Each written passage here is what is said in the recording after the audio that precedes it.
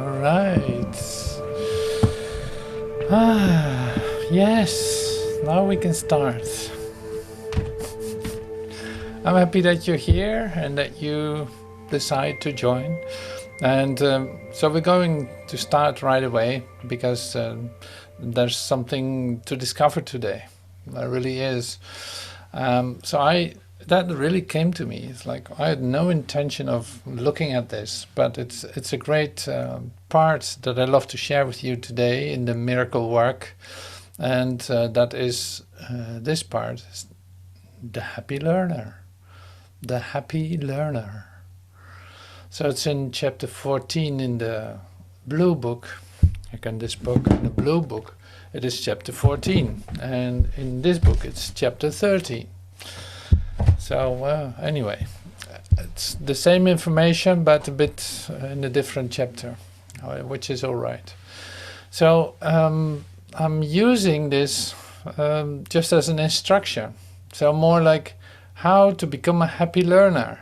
So what do you need to do to become a happy learner? Because being addicted to misery and pain for a long time, lifetimes, being addicted to misery and pain, something needs to shift and change in order to become a happy learner, and that wants to learn the truth instead of holding on to misery and pain.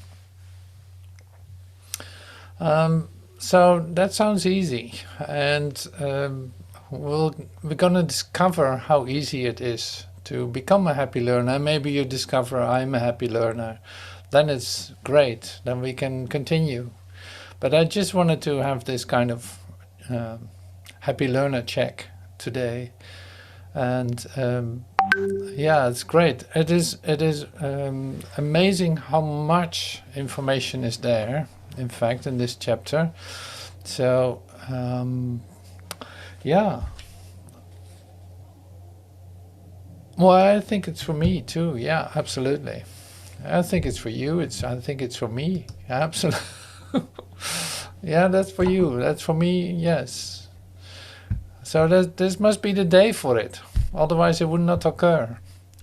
So I'm sharing with you something that you might recognize, and this is just almost like a prayer.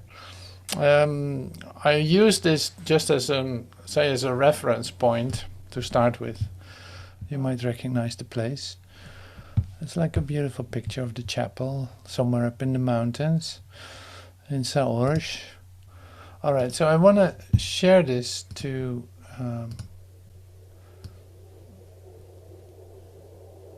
have a reference point. So here we go. You will see this too in the PDF that I share. You will see this too, but this is a good start. The truth is true. Nothing else matters. Nothing else is real. And everything beside it is literally not there. Is not there. The truth is true. Nothing else matters. Nothing else is real. And everything beside it is not there. Let me, Holy Spirit, make the one distinction for you that you cannot make, but need to learn. Your faith in nothing is deceiving you. Your faith in nothing is deceiving you. Offer your faith to me, and I will place it gently in the holy place where it belongs. You will find no deception there, but only the simple truth. And you will love it, because you will understand it. Well, that's a good start, isn't it? Like, the truth is true, nothing else matters, nothing else is real, and everything beside it is not there. That you can understand that. But accepting it and demonstrating it is the second part, or the third part of it. So let me make the one distinction for you that you cannot make but need to learn. Your faith in nothing is deceiving you.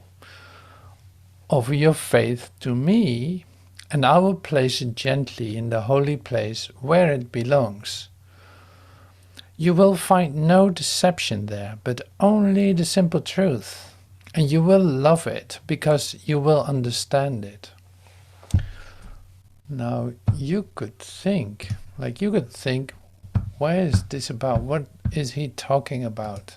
What is this? What is this, what he's talking about? You know, it's like where is it gonna bring it? Like he says, like, I'm gonna bring it to the holy place where it actually can be received. But where is that? And what is that? You know, so this you could say like the first, what is it, 14, 15 chapters? I think 15 chapters, because chapter 15 is like finding the present. It's like you are actually in a learning curve to come to recognize the holy instant. Take the moment where vertical shift from horizontal to vertical perception is taking place. And that is where he's referring to. So there's a place in you where you can actually receive that for yourself, where you suddenly shift into a vertical alignment and feel the love of God for just a moment, like a recognition of connectedness, or a sudden opening of your heart to feel the love for God. You know, it's like in the recognition of one another, you know, the love for one another. So this is the key in this, what we're looking at today. So this is the core of it. So like there's an unlearning taking place in you, and that is because you have believed that the untrue is true. So that's logical too. It's like you made up a world that actually is already over, that's gone, it's no longer there, but you're still pretending that you find yourself there, and you do everything you can to position yourself in that, using all your energy and all your self-deception to get that straight. So then an holy instant is then the complete momentary erase of all of that. Suddenly you shift into an invisibility. Literally the earth disappears for just a second. You have a different experience of yourself.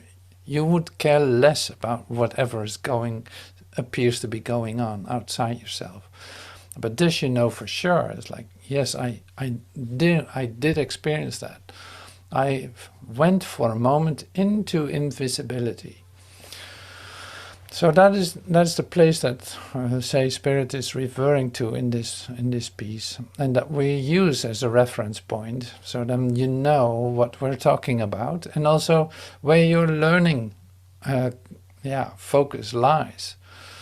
Like the undoing of all the things, all the ideas that you held, is only to achieve that, to let go of what you think is real, what you made real for yourself, the misery and pain, the limitation, lack, and all this stuff, only by the recognition to make something real that is literally not there. See how deep that goes? That's like all-encompassing, like everything is included in that. Every idea that you have is included in that. Every moment that you confirm yourself as being a world citizen, or being part in your neighborhood, being this, being that, having an idea about politics at this point, or thinking that there's a better way to deal with the world, or who knows what, everything that you engage to improvement, to analyze and to compete and to compare, all these activities, as I have to do with that. It's all, as it says here, not necessary. Like there's no need for you to do that any longer, because the place that you do this to is already gone. It doesn't exist. And you say like, well, I don't believe that. And then I say, yes, you're right. So that's why you experience a world. Otherwise it would disappear. and it would disappear again, and it would disappear again. Like once you realize for just this instant that the holy instant is the only time there is, then this disappears. Like, and again and again. You make it real for a moment, you feel the pain of it. You let it go, you allow yourself to open up for the miracle. Here's your vertical alignment. You feel your connectedness with God, and whew, there you go. There you go. There you go. It's like, oh yeah, I'm not missing out on anything. So this is pretty wild, isn't it? It is a great journey. So in order to do some of these steps, like I wrote it all down like as bullet points, like point, and many of them, like a lot of them. It's too much to handle. But I'm going to share it with you anyway. So this is not to become completely overwhelmed with, so what to do next, but I will share this PDF and I'll send it to you. So how to become a happy learner. This is about the best that I can do. So, all right, so first things first. So I have to admit I did not exactly copy it into it, so I made it more like statements that is easy to work with right now. So if you want to read the full text, you should pick up the book and start reading it. But I made it a bit more like systematic in a sense, and it worked for me to do it this way. So that's why I shared with you. But you see, it's like 3 pages long, so it's more than 5,000 words. First, I will start with one and see how far we get with it. First, you have to recognize that you are miserable and not happy. So if your happiness, you could check this, like if your happiness is based on something related to this world, what you think, then it's not really happiness. So then you're actually holding on to being miserable. If you place your faith in this world, in this, and expect something from that to come to you, to say, to fulfill you, that's not really the case then. Then you're actually, actually in a state of I'm miserable and not happy. But see, we don't want to take it too black and white, but it has to be clear. So you believe that misery is happiness. There's a bit of confusion there. You believe that misery is happiness. This has confused you. This has so confused you that you have undertaken to learn to do what you can never do, believing that unless you learn it, you will not be happy. So in other words, you learn things that you can never do, and you think that by learning so that you will be happy. There's really the learning of the world. It's like you want to do all these things because you think that will lead to your happiness. You do not realize that the foundation on which this most peculiar learning goal depends means absolutely nothing. This does make sense to you. It's like you do not realize that the foundation on which this most peculiar learning goal depends means absolutely nothing, because it is literally impossible what you're doing. You base it on a world that does not exist, that is already gone. This does make sense to you. It does make sense to you, so you think that you're doing something that's really worthwhile for yourself. Have faith in nothing and you will find the treasure that you sought. So if you believe that nothing has something to offer to you, like a past or a world out there, if you have faith in nothing, you will find the treasure that you sought. You find nothing. You will believe that nothing is of value and start valuing it. A little piece of glass, a speck of dust, a body, or a war are one to you. It's all from the same frame of reference. For if you value one thing made of nothing, you have believed that nothing can be precious and that you can learn how to make the untrue true.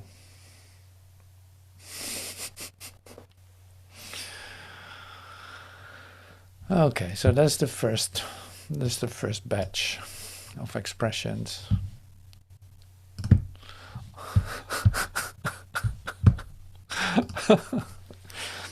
So, yeah, so this is like the world hobbyists making something true that isn't true. Like I was in a certain sense famous for it when I made art. So the people say, oh, you can always make something out of nothing. It's like, well, yeah, that seems to go very easily. Like, and now I recognize what the nature of that was. Like, I can make literally something out of nothing. This is what I believe myself to do, and it did not make me happy. No, I'm actually discovering it is based on something that is over. That is, I have to continuously give it value, otherwise it ceases to exist. And it's weird activity that we're actually doing, but we think it's normal. So in all the steps that we take, I can't believe it. All the steps that you take as a human being within the frame of reference of a human being, you do this. So no wonder that you're actually experiencing misery and pain and unfulfillment, depression, anxiety. Because it's a lot of work to believe in something that isn't. It's a lot of work. Or to make something out of nothing and really hoping it will be something, and valuing it for being nothing, and thinking that your happiness is depending on all that. See the delusion that has been taking place over centuries and lifetimes, that you're actually discovering now in your new, say, awakening experience of yourself, that you don't have to do that any longer, that there's really an alternative to that. And that might feel a bit scary still, that you think like, well, if I do these steps, then what happens to my world? It disappears? Seriously?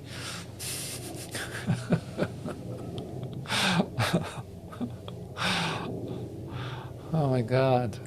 Yeah. So we don't have to protect ourselves, and I was so nicely doing that. Like I really thought I needed to do that. Now I don't need to do that anymore. So what is left for me to do then, if I don't do any of these things? What is left? There's not much left to do, is there?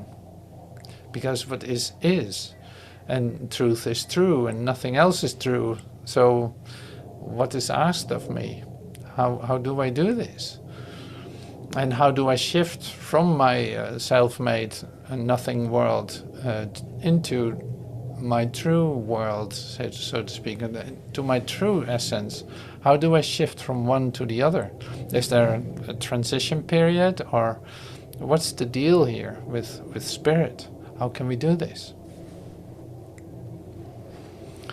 So this sounds like a very out of the blue kind of situation, but if you take a really good look at it, you're actually in the middle of it. So yeah, so maybe you have a discovery. Let's do this. Let's do a whiteboard. Like, what is the discovery that you have about something that you value that might not be as real as you think? Well, it's really a lot of noise here. All those planes trying to prepare ourselves against a war or something. I don't know. What have I made real and am protecting that might not be necessary? You're not sure about it. It's like, well, this might belong to that too.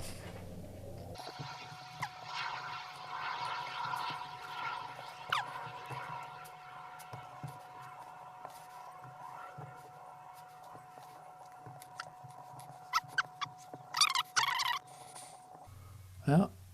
Okay. Yeah. So I'll read some of that. So what's going on? What have I made real and am protecting that might not be necessary at all? Like my family, my home, my money, my self-identity, the two-ness, mon corps, my lack, my body. I am in pain and limited mobility.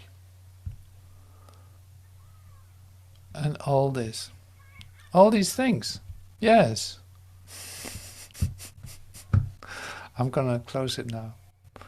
Isn't it amazing? So all these things that we are doing, in fact, every time that you say my or I, like I need this, I need that, I need whatever, I have to, I must, I should, I could, and I will have to do things, certain things. I have to do it to sustain myself, to survive, to do what I think I need to do in order to completely legitimate in the world, completely accepted in the world, and given a lot of attention, lots of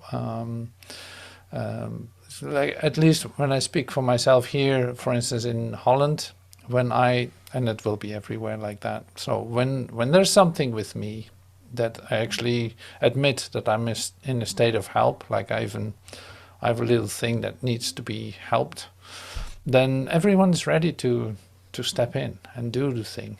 Like very helpful, very helpful. I get a lot of attention too. So it's like, yeah, everyone jumps on it. My situation is like this. Now everyone is jumping on me.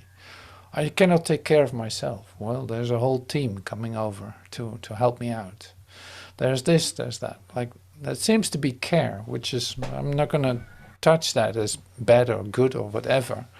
But there's a lot of attention that immediately dives on it, that makes the situation real, trying to solve it, fix it, and all this.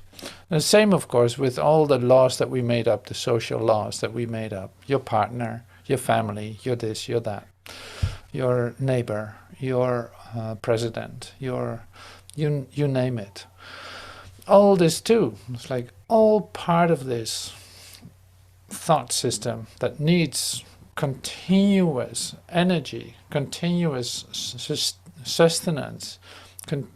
You give to it all the time, otherwise it would just fall apart.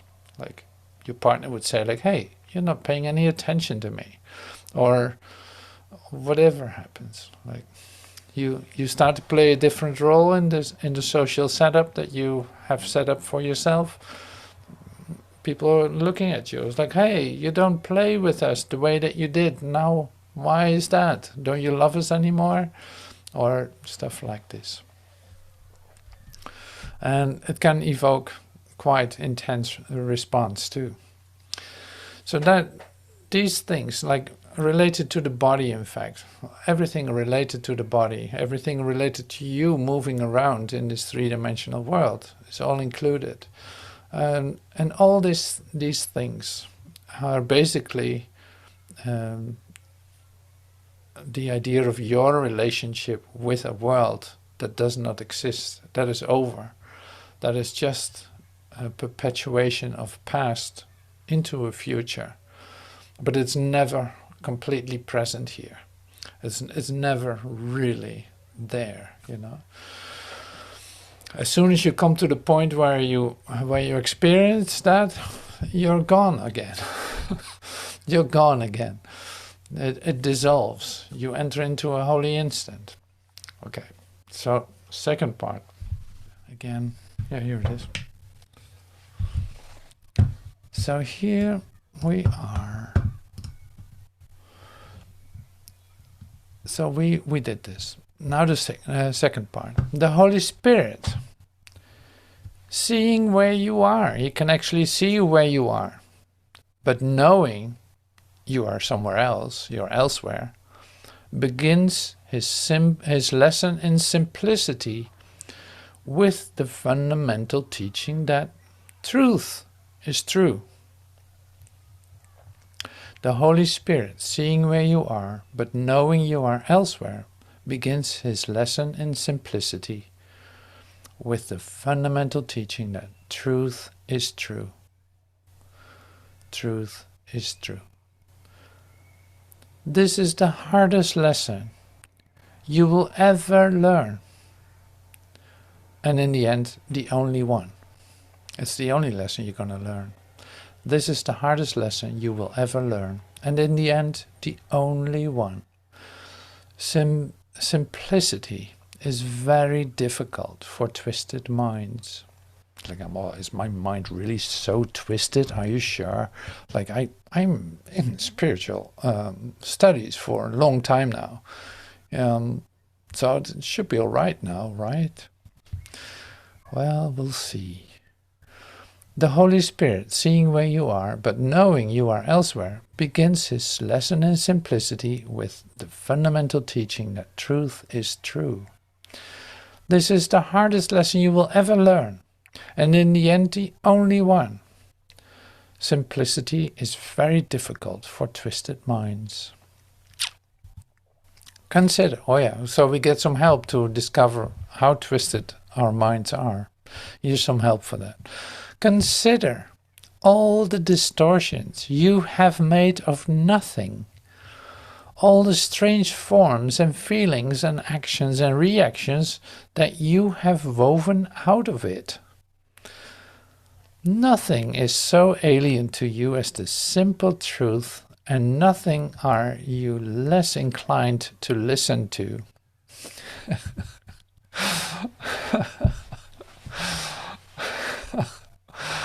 Wow. Yeah, so there you go. Nothing is so alien to you as the simple truth, and nothing are you less inclined to listen to.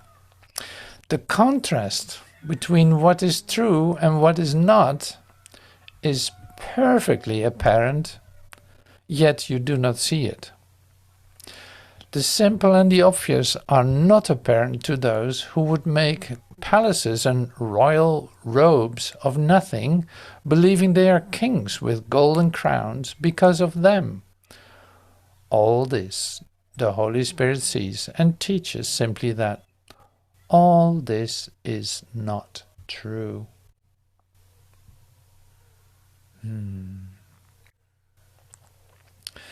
The contrast here in the middle, the contrast between what is true and what is not is perfectly apparent, right?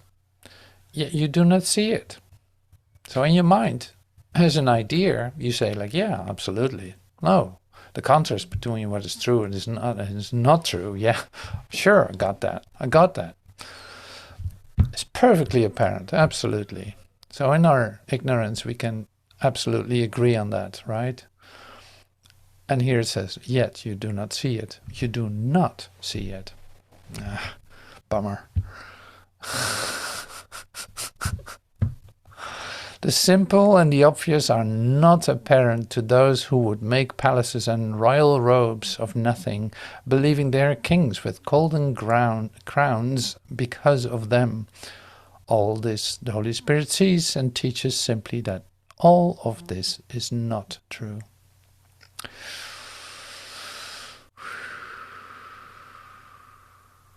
All right, so here was the check. Consider, on top here, consider all the distortions you have made of nothing, all the strange forms and feelings and actions and reactions that you have woven out of it, out of this nothing. So let's consider some of those distorted, strange forms and feelings, the distortions you have made out of nothing. Distortions made out of nothing. Well, why don't you come up with some examples? You can do this. Distortions made out of nothing.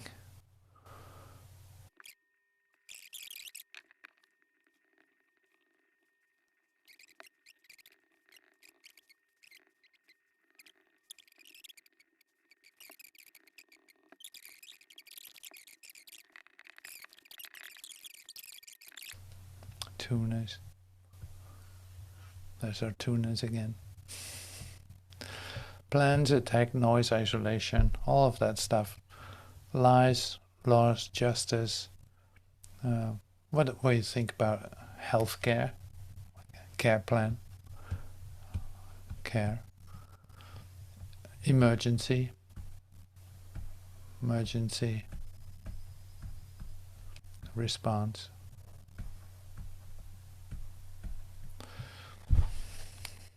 So there are tons of it.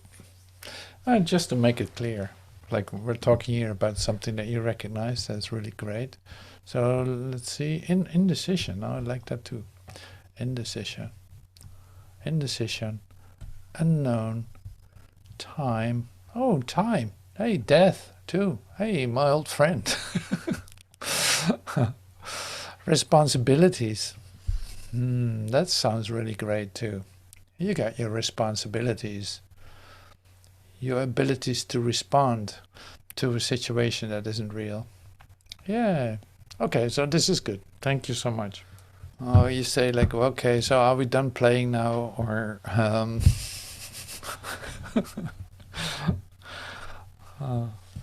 no, we're not. So there's more. Sharing the screen with you. Oh wow, we're almost doing the whole thing. It's amazing. So this is okay to do it like this. It's not too fast, I guess. And you can always hear it again or read it again. To these unhappy learners, the ones that learned all these things out of nothing and believed it real, like making it real for themselves, who teach themselves nothing and delude themselves into believing that it is not nothing, the Holy Spirit says with steadfast quiet, the truth is true, nothing else matters, nothing else is real, and everything beside it is not there. Let me make the one distinction for you that you cannot make but need to learn. Your faith in nothing is deceiving you continuously. Offer your faith to me, and I will place it gently in the holy place where it belongs. You will find no deception there, but only the simple truth. And you will love it because you will understand it. See, instead of, and this is the great thing in the discovery, like the great thing is that you don't have to figure all this out.